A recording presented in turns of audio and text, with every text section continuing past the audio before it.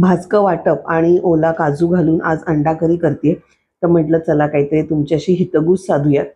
तर ज्या महिला 50 वय होण्याच्या आधी आपल्या शरीराची काळजी घेतात त्यांचं खरंच कौतुक करण्यासारखं आहे. पण ज्या 50 प्लस आहेत आणि अजूनही आपल्या शरीर आणि मनाची काळजी घेत नाहीत, तर त्यांना मला नक्कीच सांगायला आवडेल, की पुढचं आयुष्य सुखकर होण्यासाठी एकदा मस्तपैकी डॉक्टरकडे जा. फुल बॉडी चेकअप करा आणि त्यानुसार तज्ञांचा सल्ला घेऊन व्यायाम, आहार ठेवा.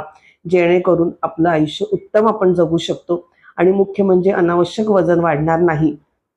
आपण ॲक्टिव्ह राहू आणि वजन वाढल्यामुळेच माझ्या मते तर सगळे जास्तीत जास्त आजार आणि त्याच्यात मुख्य म्हणजे गुडघेदुखी आणि बरेच आजार आपण म्हणू शकतो. पण गुडघेदुखी आणि आपलं सगळंच शरीराचं पूर्ण वजन त्या गुडघ्यांवर आहे किंवा आपलं ॲक्टिव्ह राहणं, इथे-तिथे जाणं हे मुख्य म्हणजे गुडघ्यांवरच आपलं डिपेंड आहे.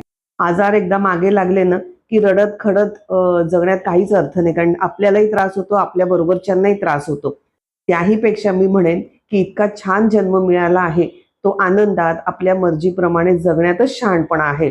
आता आपण सर्वच सुशिक्षित आहोत, सतर्क आहोत.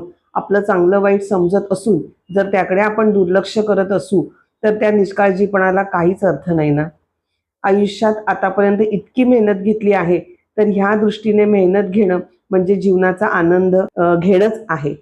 ज्या अजून माझ्या मैत्रिणी स्वतःच्या शरीराकडे, मनाकडे दुर्लक्ष करतायत ना, त्यांना मी अगदी आवर्जून विनंती करते, की असं अजिबात करू नका आणि स्वतःला छान जगण्यासाठी स्वतःची काळजी घेणं फार गरजेचं आहे.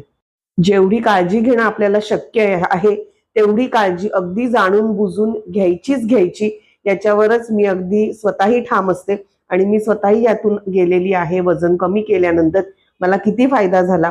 त्यामुळे मी सतत तुम्हाला हे सांगत असते.